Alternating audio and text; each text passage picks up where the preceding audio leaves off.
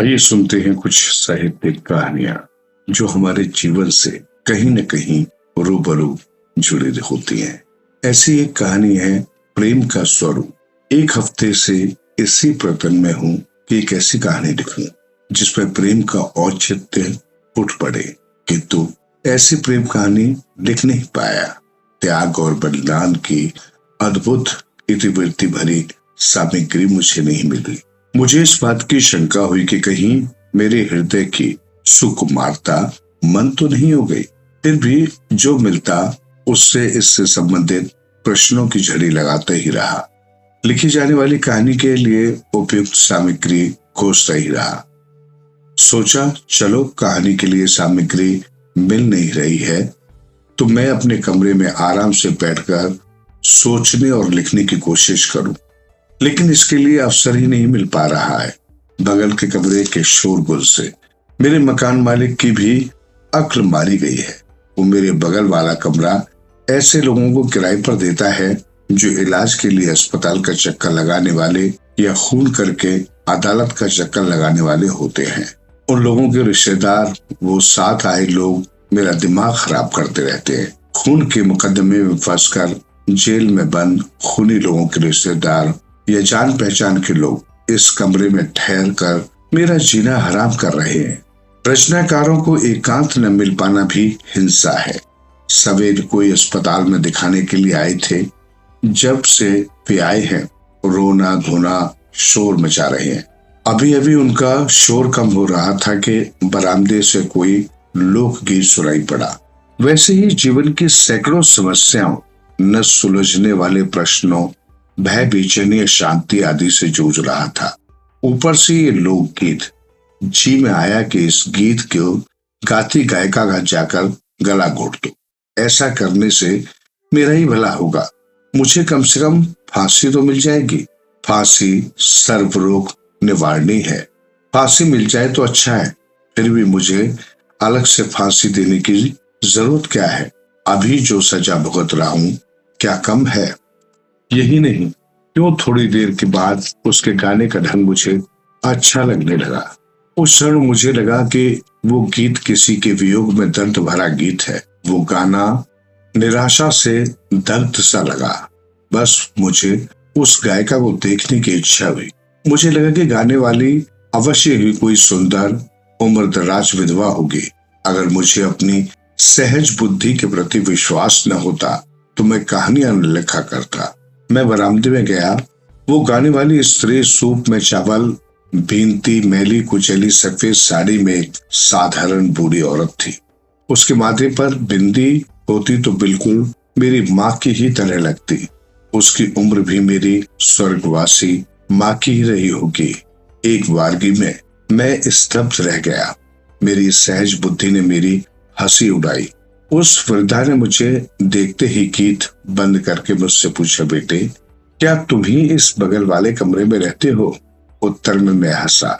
बेटा उस सुतली की घाट पर बैठो, उसने कहा। मैं जाकर बैठ गया और वृद्धा चावल पटकने में मग्न हो गई। इसके जीवन में एक अपूर्व प्रेम का हिस्सा क्यों नहीं हो सकता है? कौन जाने किस बिल में कौन सा सांप है। मेरी कहानी के लिए कुछ सामग्री ही मिल जाए सोचकर मैं उससे बातें करने लगा। उस लोकगीत को गाते समय तुम्हें कैसा लगा दादी? मैंने पूछा। कैसा लगेगा बेटा, बस ये भी किसी हवा की तरह बहने वाला गीत है। कहते ही वृद्धा चावलों से कंकड़ और मिट्टी के ढेलों को बीन बीन कर फेंकने लगी। चालाक है, हवाई गीत कहकर टाल मटोल कर रही है। यदि यह कोई फालतू गीत है तो उसने मेरे मन के अंदर जो अनुभूति पैदा की है उसकी बात ही क्या है। पत्रकार की तरह मैंने मन में प्रश्नों को तैयार कर लिया। सवेरे एक बूढ़े व्यक्ति को अस्पताल ले जा रहे थे। वे तुम्हारे क्या लगते हैं? मैंने पूछा। यदि मान लो तो सभी संबंधी ही है। क्या तुम नहीं हो? उसने प्रति प्रश्न किया। 1 महीने के लिए अस्पताल जा रहे हैं। तुम हमारे लिए खाना पका दिया करो। कहने पर चली आई। तुम ही क्यों आई? उनके घर में क्या कोई औरत नहीं है? मैंने प्रश्न किया। काम करने का समय है न बेटे, मेरा तो यही काम है, उसने कहा। तो क्या तुम्हारे कोई नहीं है? मैंने पूछा। मेरी एक बेकार सी कहानी है बेटे, कहकर चावल धोती हुई थोड़ी देर चुप रही। मैंने सोचा अवश्य ही इसकी कहानी विशिष्ट होगी। फिर मेरे प्रश्न करने से पहले चावल धोकर निर्विकार हो, कभी मेरा भी घर बार था, कहकर रुक गई।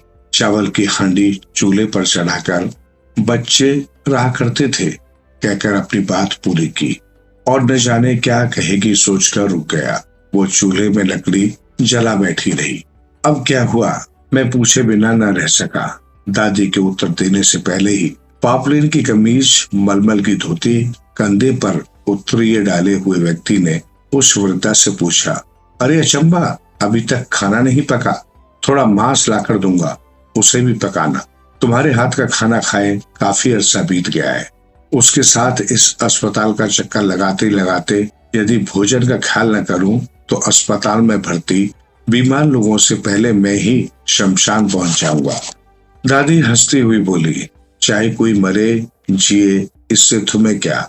घाप की चाल चलते हो, चीवर खाते पीते हो, मौज उड़ाते हो। जब तक अस्पताल जाने वाले, कोर्ट के चक्कर लगाने वाले, देशी शराब बेचने वाली सुबलू है, तब तक तुम क्यों मरोगे? और हाँ, मांस जल्दी लाकर दे दो तो पका दूंगी। तुम बगल के कमरे में रहते हो। सवेरे देखा था छत की कड़ियां गिनते हुए, कुछ सोच रहे थे। क्या तुम्हें करने को कोई काम नहीं है? उसने पूछा। प्रत्युत्तर में मैं हंसा। तेरी तरह चतुराई नहीं है इसमें, न धूर्ता ही, कहकर उस कमीज वाले पर कटाक्ष किया उस वृद्धा ने। यदि मैं घाव होता तो तुझे छोड़कर उस सुबलू के चंगुल में क्यों फंस जाता? खैर, उन बातों में क्या करना, मैं मांस लाने जा रहा हूँ, यह कहकर वो कमीज वाला चला गया। अचंबा दादी के जीवन में प्रेम का मर्म है, उससे मैंने जानना चाहा। ये कौन है दादी? मैंने पूछा। हमारे गांव में सभी से पॉपलिन ईरा रेड्डी कहते हैं, कहकर हंसी। उसके बाद क्या पूछना है मेरी समझ में नहीं आया। मुझे छोड़कर कहाँ ईरा रेड्डी ने? इसका मतलब उसके घर में रसोई बनाने वाली रही होगी। फिर भी शंका बनी ही रही। फिर भी हिचकिचाते हुए मैंने पूछा, क्या वे तुम्हारे कोई रिश्तेदार है दादी? कुछ समय तक इस ईरा रेड्डी के साथ गृहस्थी चलाई थी। कहाँ? तो फिर वो विधवा का जीवन बिता क्यों रही हो? पूछने का मन हुआ, लेकिन संस्कार आड़े आ गए। तुमने घर गृहस्थी, बच्चों की बात कही थी ना?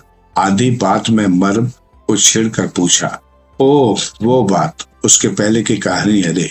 वो बड़े लोगों द्वारा की गई शादी की कहानी है, कहकर वो रुक गई। वो शादी तुम्हें पसंद नहीं थी क्या? मैंने पूछा। ये सब बातें मुझे कैसे मालूम होंगी बेटे? बड़े लोगों ने शादी कराई थी, मैंने जैसे तैसे गृहस्थी चलाई। अच्छे बुरे की समझ नहीं थी। हमारे पति अच्छे व्यक्ति थे। ये ईरा रेड्डी उन्हें शराब की लत न लगाता तो कुछ और समय तक जीवित रहते। वे मुंह धोए बिना ही शराब पी लेते थे।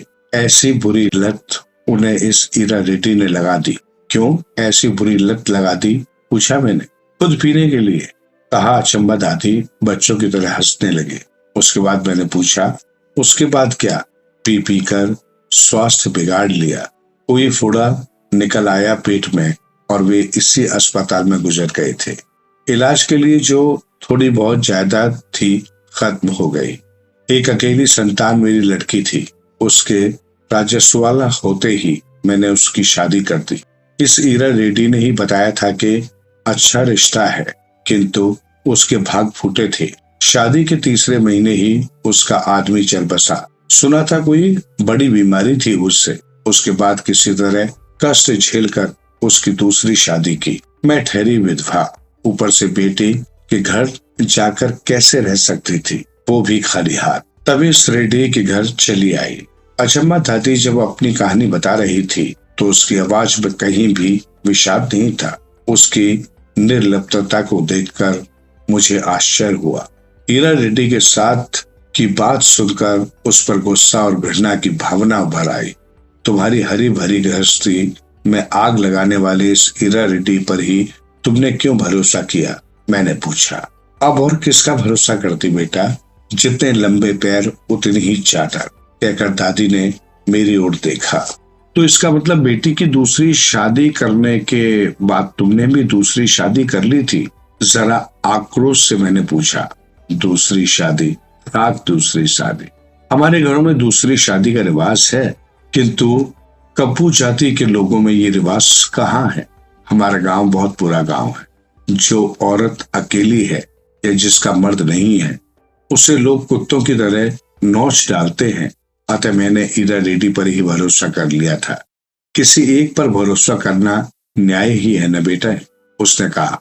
बाद में इस ईरा रेड्डी ने तुम्हें छोड़ दिया? मैंने पूछा।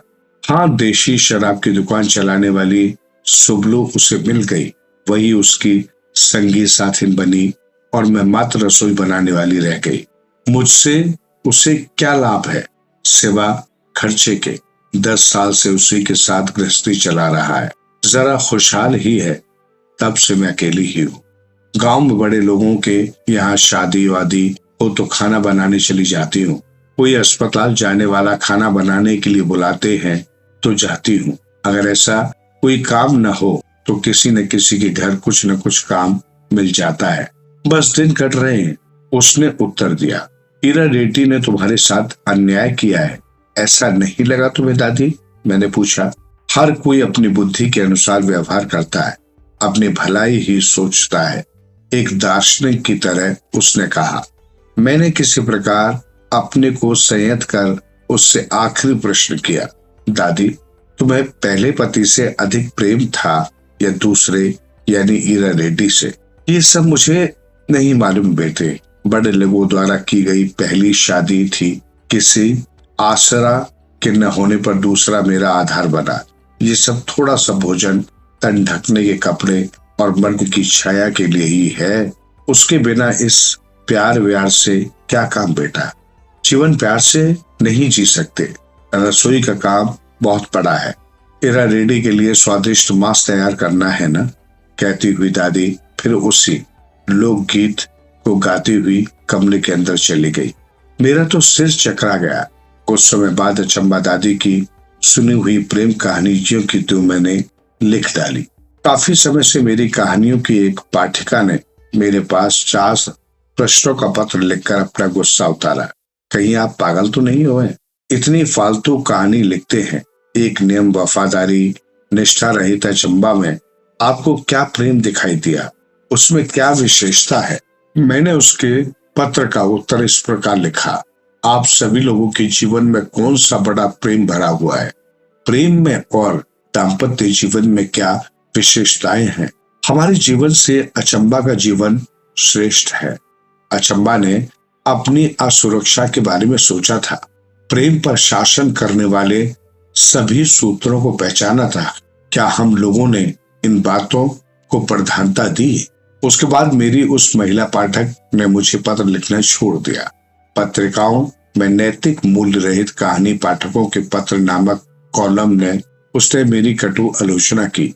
उनका ये पत्र आधे दर्जन और पाठकों के लिए मेरी निंदा करने की प्रेरणा बनी।